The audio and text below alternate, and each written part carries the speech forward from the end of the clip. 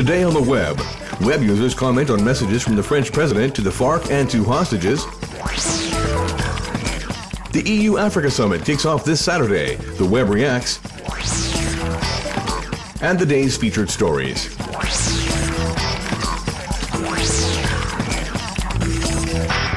French President Nicolas Sarkozy addressed the Colombian Revolutionary Army, the FARC, and their hostages, including Ingrid Betancourt. Colombian bloggers reacted strongly.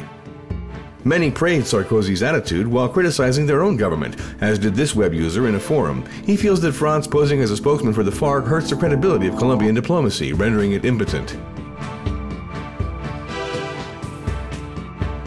But the blogger's primary targets remain the guerrillas. This young Colombian denounced FARC procedures which don't allow hostages to regularly contact their families, which they could easily do via the web. He points out that the terrorist organization has one of the most modern sites on the net. We can find multimedia files on their history, their hymns, and videos that glorify the original ideals of the movement. Je crois que le peuple va prendre le pouvoir de toute façon. The EU-Africa Summit begins this Saturday in Lisbon. On this European online channel, the reporter explains that it will be the first summit since Cairo 7 years ago, because Africans and Europeans couldn't resolve their differences over Zimbabwe.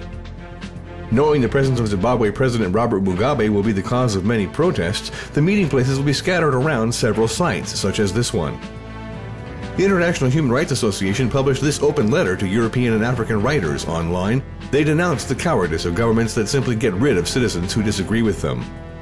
Arnold Sunga, vice president of the organization, brought up issues such as the humanitarian crises in Zimbabwe and Darfur, but also some lesser known in the media, such as in the Congo or in Somalia. Its desire and appetite to remain in power at any cost. The Eurostar, the train linking Paris to London, has launched newlondon.com. On the site, you can watch miniseries where the protagonists become your personal guides. Using very British humor, they introduce the high points of the capital, depending on your areas of interest. Whether it's nightlife, cultural activities, business traveling, or just a shopping trip, there's something for every taste. Here is a social network devoted to the family.